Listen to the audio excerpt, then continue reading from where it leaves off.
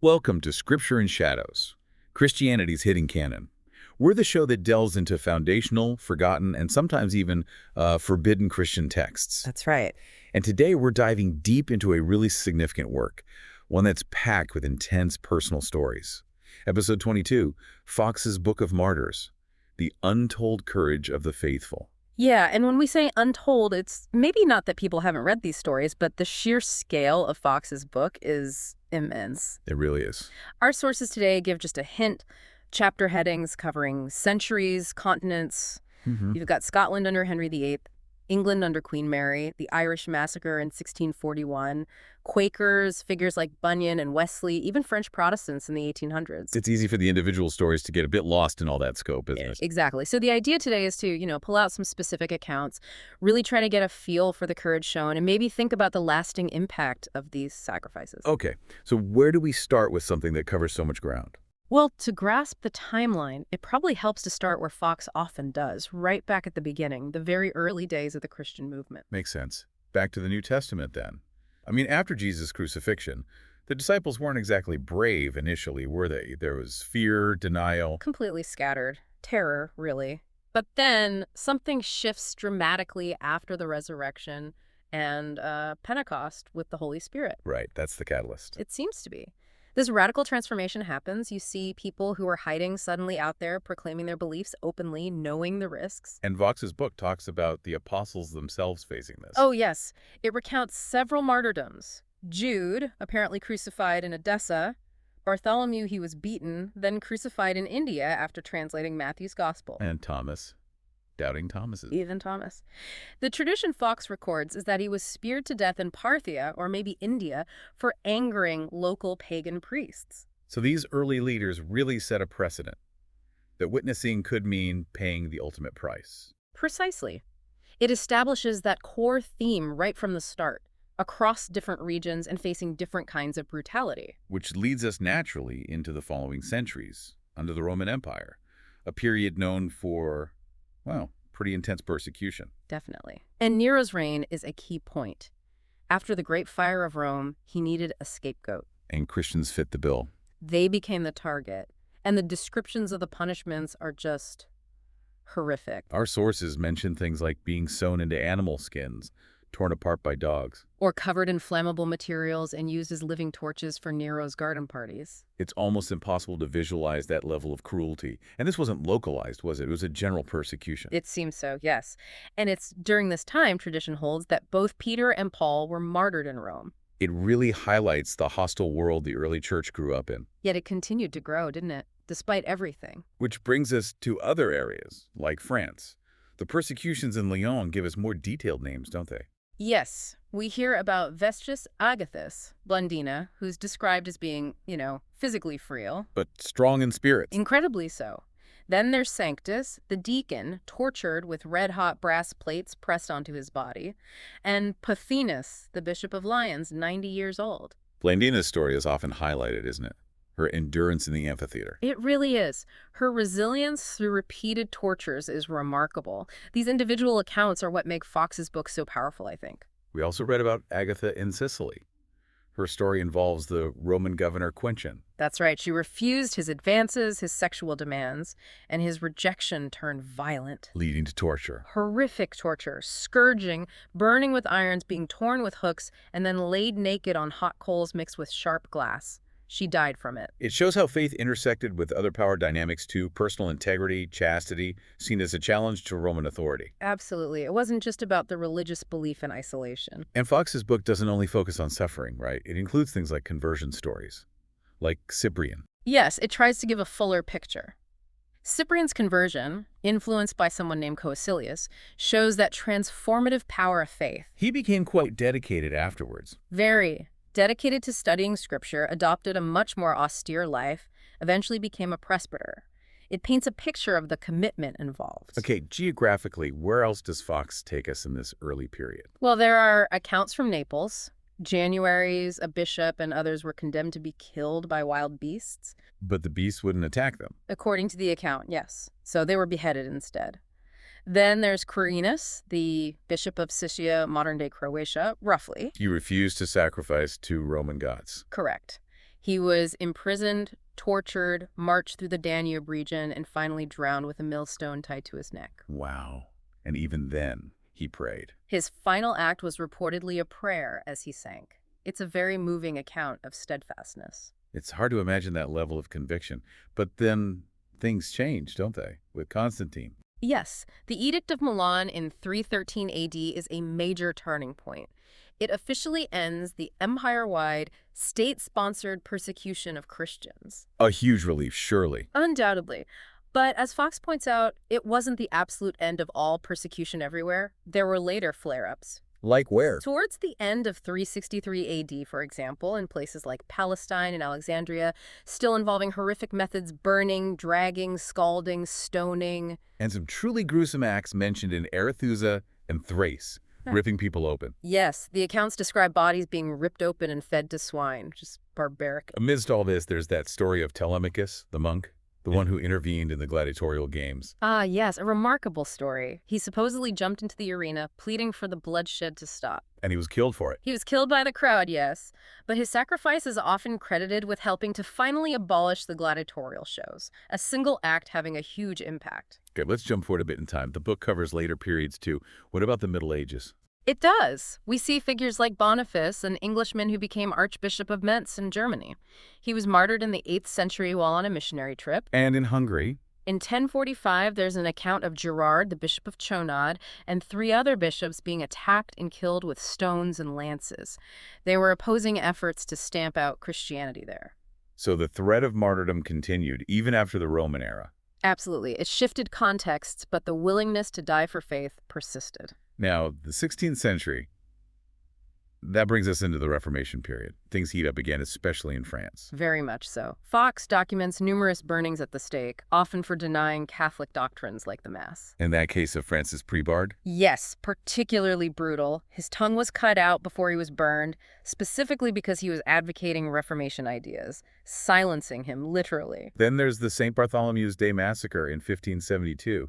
That sounds ominous. It was horrific. It started under the guise of reconciliation, a royal wedding between a Catholic princess and a Protestant king. A false sense of security. Completely. A signal was given, and a coordinated attack on Protestants, Huguenots, began in Paris. Admiral Coligny, a prominent Huguenot leader, was a key target. He was one of the first killed. The account names Besme as the killer, acting under orders from the Duke of Guise, thrown out of a window. And it wasn't just him. No, it spread rapidly. Widespread butchery in Paris, and then in other cities like Pena, Albia, Nunn. Thousands were killed. It's chilling. The account notes that relatively few actual ministers were killed compared to the general Protestant population. Which suggests the aim was broader extermination, not just silencing leaders. A truly dark chapter. And the persecution in France didn't end there, did it? What about the Edict of Nantes? That edict had granted Huguenots substantial rights, but Louis XIV revoked it in 1685. Leading to more persecution. Yes, systematic persecution. One infamous method was the dragonnades quartering soldiers, dragoons in Protestant homes with implicit permission to abuse the families to force conversion. What kind of abuse? Torture. The sources mention things like hanging people up by their hair or feet, blowing smoke from burning straw into their faces. Anything to break their will. Yet many resisted. Many did, citing conscience. They refused to convert despite the pressure. Moving into the 18th century, the Caylus family case in France is different, isn't it? It's about false accusation. Yes, it's a fascinating and tragic case. Anthony Caylus, the son, died suddenly. The family was Protestant. And they were accused of murdering him. Exactly. The rumor, fueled by anti-Protestant sentiment in Toulouse, was that they killed him because he was about to convert to Catholicism. Was there any evidence? None, it seems. But the mob mentality took over. They even staged a Catholic funeral for the son. The father, Jean Caylus, was tortured and executed. Horrible. But the story didn't end there. No. Thankfully, someone often credited as Voltaire actually took up the case, investigated, and campaigned relentlessly. Eventually, years later, the verdict was overturned. The family was declared innocent, and the king even provided financial compensation. It highlighted the dangers of religious prejudice and miscarriage of justice. A powerful story. Now, shifting regions again. The Spanish Inquisition looms large in perception, doesn't it?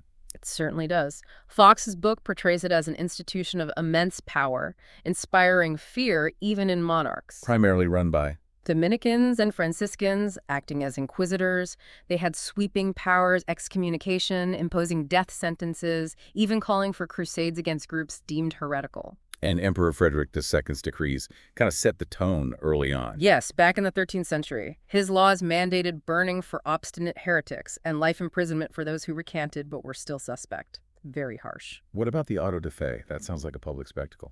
It was exactly that, a public act of faith.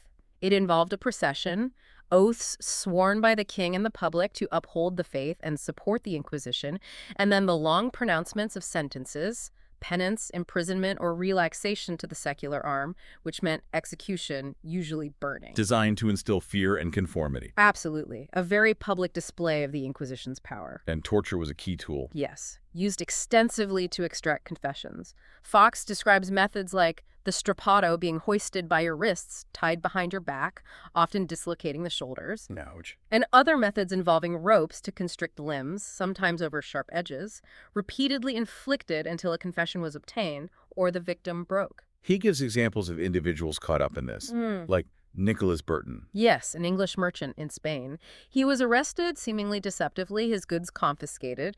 Then the legal process was deliberately dragged out. And the outcome? He was eventually burned for holding Protestant beliefs. It shows how foreigners weren't exempt. There's a contrasting story about a French commander, Richaud de Liga. A small moment of defiance.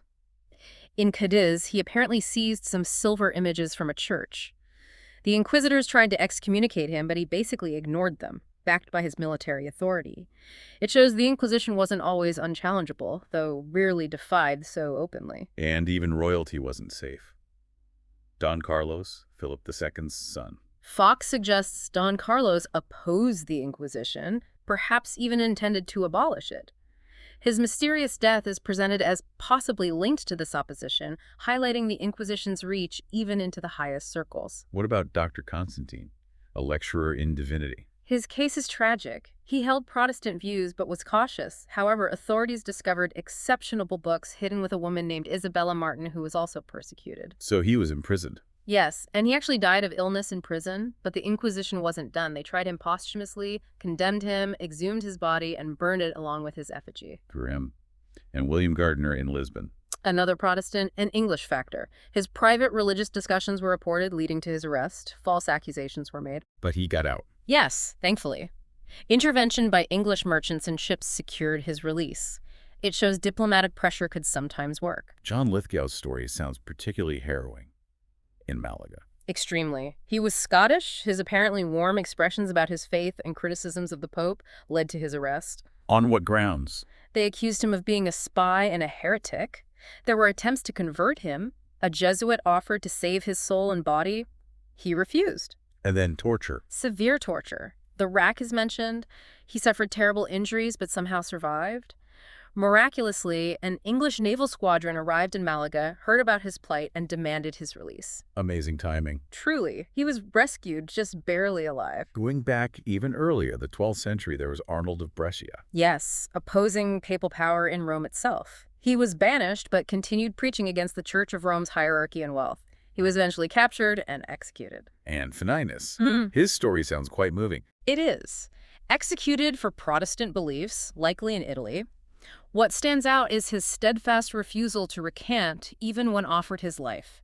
He was concerned for his wife and children. But he didn't give in. No, he entrusted them to Jesus Christ, as the account says, and reportedly faced his death strangulation, followed by burning with remarkable cheerfulness. That kind of conviction is hard to comprehend. Now, the Waldenses, they faced particularly brutal persecution over a long period, didn't they? Yes, especially in the Alps of France and Italy in the 16th and 17th centuries particularly.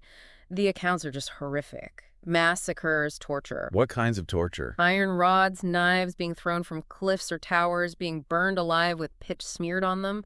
Foxe even mentions a monk who boasted of personally killing scores of Waldensians. And displaying bodies. Yes, quartered bodies placed on stakes along roadsides. Just sheer brutality designed to terrorize. But there were stories of resilience, too. Oh, yes. Accounts of holding out during sieges, sometimes attributed to divine intervention. They were known for their tenacity. And the cruelty continued.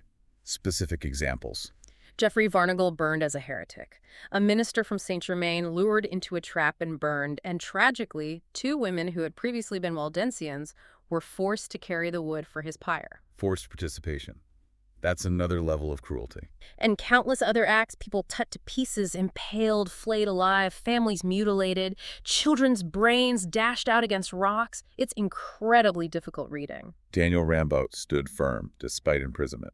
Yes, priests tried to persuade him, even giving him a list of core Catholic doctrines to accept. He refused. Or grim examples. Giovanni Salvaggio, murdered simply for not removing his hat in the presence of Catholic clergy. Jacob Barrel and his wife tortured and executed. Anthony Grigo, who tried to recant under duress but then seemed to regret it and died shortly after. Was there any successful resistance? There are accounts of it. Captain Joshua Gianavel, a Waldensian leader, famously led successful defenses of communities like Rora's against much larger Catholic forces, using guerrilla tactics in the mountains, moments of defiance. Okay, it's a slightly different direction. Miguel de Molinos and Quietism. This sounds like an internal church conflict. It was. Molinos was a Spanish priest whose teachings on passive contemplation, Quietism, gained a huge following, including high-ranking clergy. But it caused alarm. Yes, particularly among Jesuits and Dominicans who saw it as undermining confession and good works. Accusations of heresy flew. And he was betrayed. By Cardinal Destres, who had initially seemed supportive. Molinos was arrested by the Roman Inquisition, imprisoned, his writings condemned, and his followers persecuted. It shows how theological disputes could also trigger the Inquisition's mechanisms. Let's turn to England now. Opposition to the Pope started early there too, right? John Wycliffe. Absolutely. Wycliffe in the 14th century was a major figure. He defended Oxford University against the influence of begging friars, challenged papal authority over England, criticized church wealth. And translated the Bible into English. Yeah, crucially, yes, making it accessible outside the clergy. This was revolutionary and deeply threatening to the established church. He faced charges of heresy but managed to avoid execution, dying of natural causes, though his body was later exhumed and burned. And his followers, the Lollards. They carried his ideas forward and faced significant persecution, especially in the 15th and early 16th centuries. Foxe mentions Thomas Mann and Robert Selland burned for speaking against image worship. James Brewster burned for holding Wycliffe's doctrines. It continued for generations. Then came the full force of the Reformation in England. Early Protestant martyrs in the 1520s and 30s. Yes, under Henry VIII initially, even before the complete break with Rome, Thomas Hitton burned just for having Luther's books. Thomas Bilney. His story is quite powerful. He recanted at first. He did, under pressure. But he was tormented by it, felt he'd betrayed his conscience. He later returned to his beliefs and went to his martyrdom joyfully. Richard Byfield. Suffered terribly in prison chains, stocks just for reading Tyndale's illicit English New Testament. Eventually burned. John Foxe. Known for his steadfastness at the stake, even comforting another martyr being burned alongside him. And the persecution wasn't just in England. Foxe notes Thomas Forret and 4 others burned together in Edinburgh around the same time. And George Wishart in Scotland. His story is quite detailed. Yes, a prominent Scottish reformer, known for his powerful preaching. There was an assassination attempt on him by a priest. Which Wishart forgave. He did.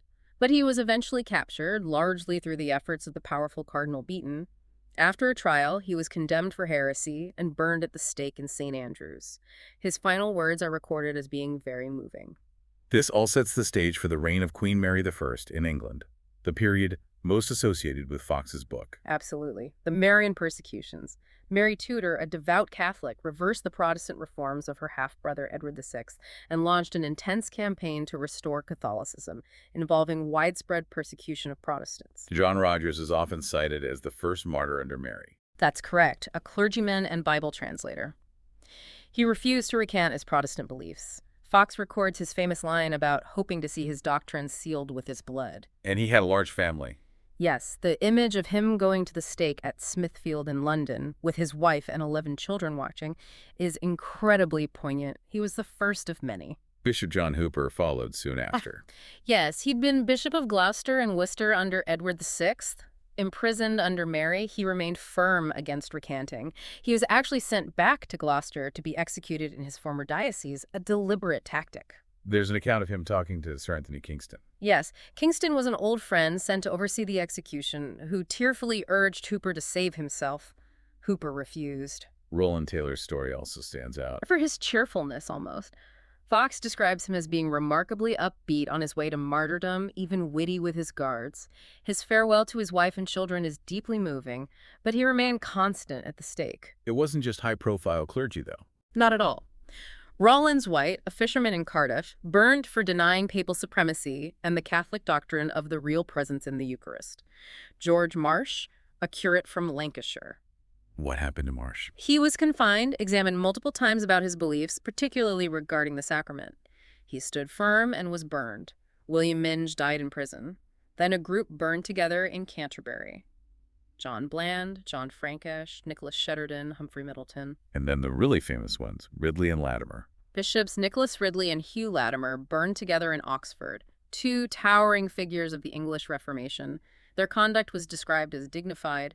Ridley gave away his possessions as farewells. And Latimer's famous words. As the fire was lit, Latimer reportedly called out to Ridley, "Be of good comfort, Master Ridley, and play the man. We shall this day light such a candle, by God's grace, in England, as I trust shall never be put out." Iconic words. Words that certainly proved prophetic. Indeed. They both remain steadfast in the flames. Perhaps the most complex story is Archbishop Thomas Cranmer. Definitely. As Archbishop of Canterbury, he was central to the English Reformation under Henry VIII and Edward VI. Under Mary, facing intense pressure and the threat of a horrific death, he signed several recantations repudiating his Protestant beliefs. But that wasn't the end. No, on the day he was due to publicly affirm his recantation before being burned at St. Mary's Church in Oxford, he stunned everyone. Instead of reading the expected statement, he renounced his recantations as things written contrary to the truth, which I thought in my heart. A final act of courage. Immense courage. He declared the Pope Antichrist and affirmed his Protestant faith.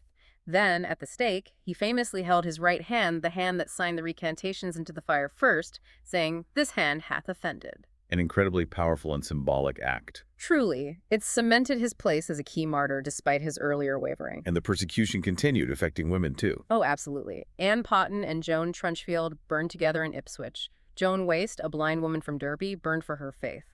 The book emphasizes that people from all walks of life suffered. Christopher Crowe's story is different against survival. Yes, a remarkable tale of surviving a shipwreck, clinging to a mast for days, and managing to preserve his New Testament through it all. A story of faith sustaining through physical ordeal, even if not martyrdom itself. Do we have a sense of the numbers involved under Mary? Foxe keeps a tally. By 1556, he notes over 84 people had been burned. The final number over Mary's reign is generally estimated to be around 300. There's even a strange account of posthumous trials. Yes, under Cardinal Pole's direction in Cambridge. The bodies of Martin Bucer and Paulus Phagius, two prominent continental reformers who had taught in Cambridge under Edward VI and died naturally, were exhumed, formally tried for heresy, condemned, and their corpses burned along with their books. That seems excessive even by the standards of the time.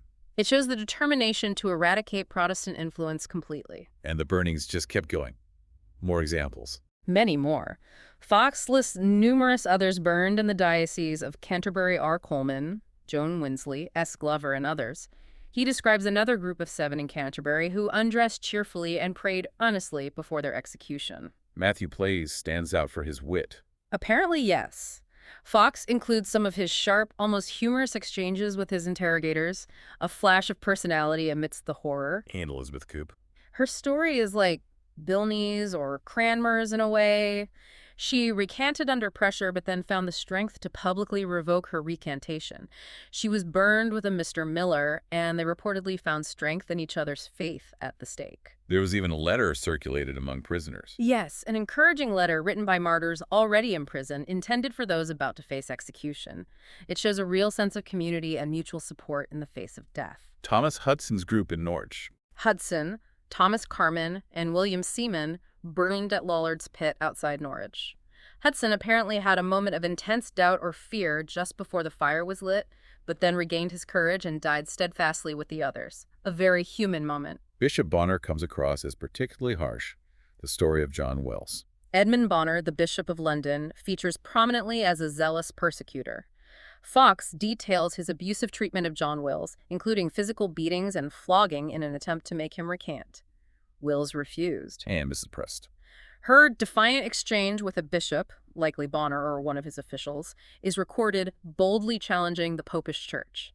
Many such bold declarations of faith from ordinary people are included. It seems almost relentless. Did it just stop suddenly? It did, quite abruptly. Queen Mary died in November 1558. Several martyrs had just been condemned, but her death meant the immediate burning ceased as her Protestant half-sister Elizabeth took the throne. But not before more cruelty. John Foxe. A particularly harrowing story.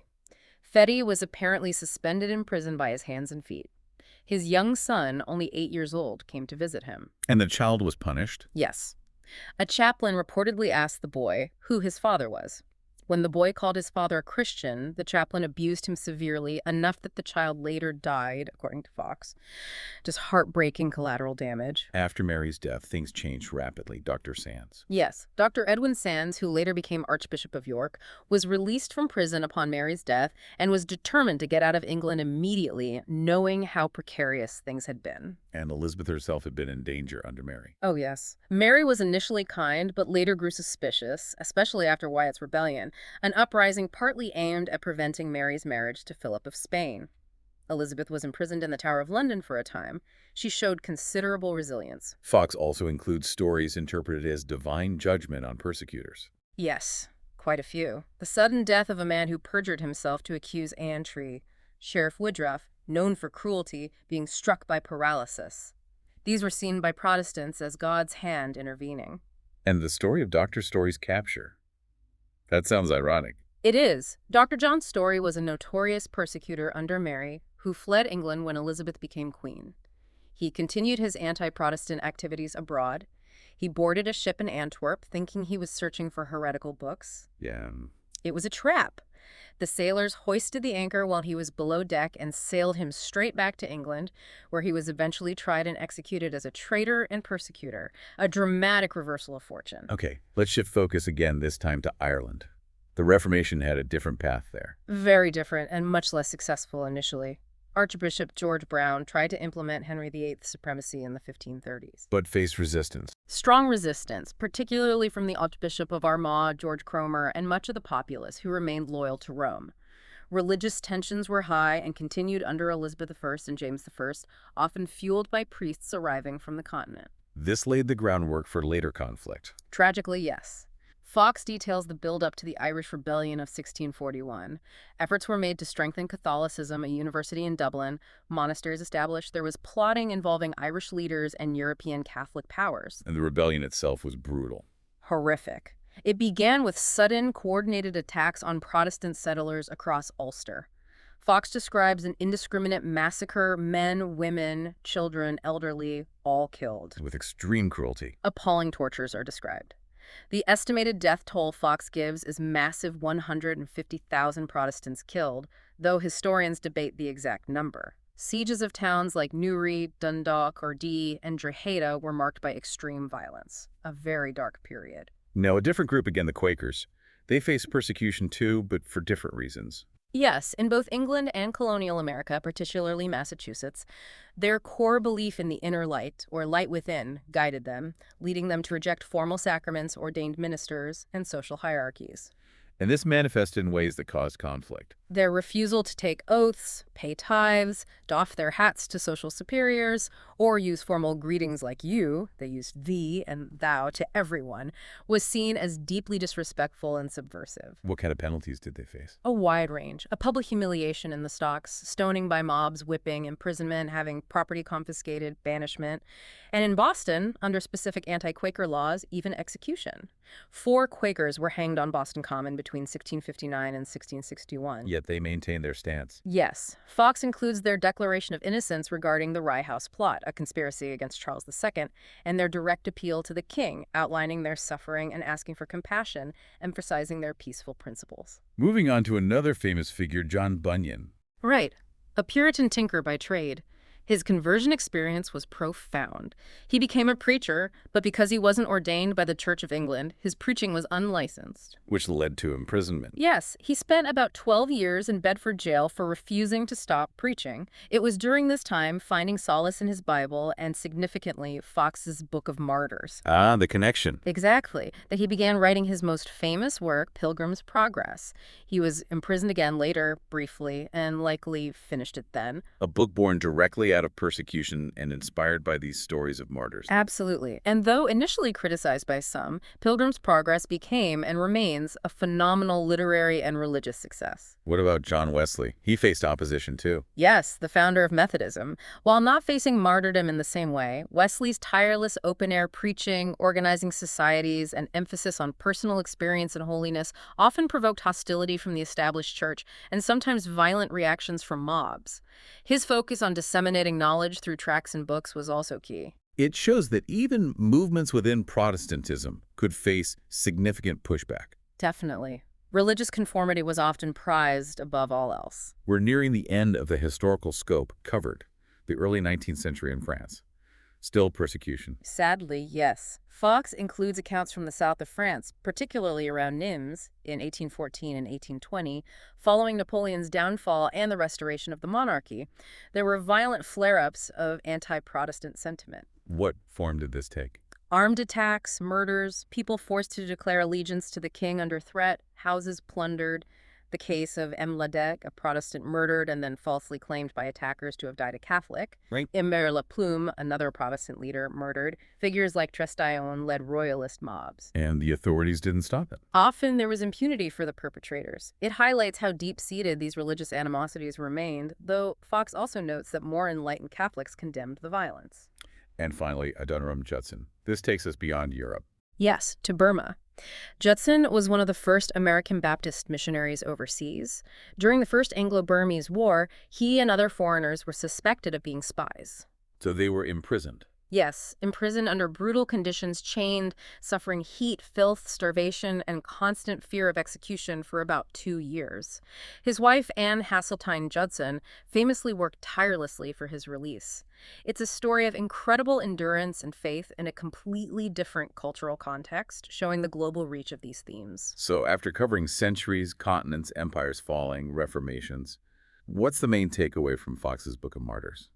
I think it's that these stories, while often incredibly disturbing and graphic, offer this powerful, persistent testimony to faith and courage. People facing down immense power and cruelty for the sake of their convictions. And the sheer variety is striking Roman emperors, inquisitors, state churches, local mobs. The source of persecution changes, but the response is often similar. Exactly. The specific historical context shifts, but those underlying themes, conviction, resistance, the willingness to pay the ultimate price for what you believe, they just resonate right through the centuries. Reflecting on these stories, many perhaps untold in the sense that we don't often engage with the sheer volume and detail, it really does deepen your understanding of Christian history, doesn't it? It absolutely does, and it underscores the value, the hard-won nature of religious freedom and tolerance, things denied to so many people whose stories fill these pages. It leaves you with a lot to think about. As you, our listeners, have heard these accounts today, some famous, many less so, what resonates with you? Yeah, how do these historical experiences, this level of commitment in the face of such brutality, challenge, or maybe affirm your own views on faith, conviction, and what matters most? It's definitely something worth pondering. These stories aren't just ancient history. They raise questions relevant even now. We really encourage you, if you're interested, to explore Foxe's Book of Martyrs yourself. What we've touched on is just a fraction of what's inside. A vast and often challenging read, but it's a significant one. Please join us next time for another deep dive into foundational, forgotten, or perhaps forbidden Christian texts. Right here on Scripture in Shadows, Christianity's Hidden Canon.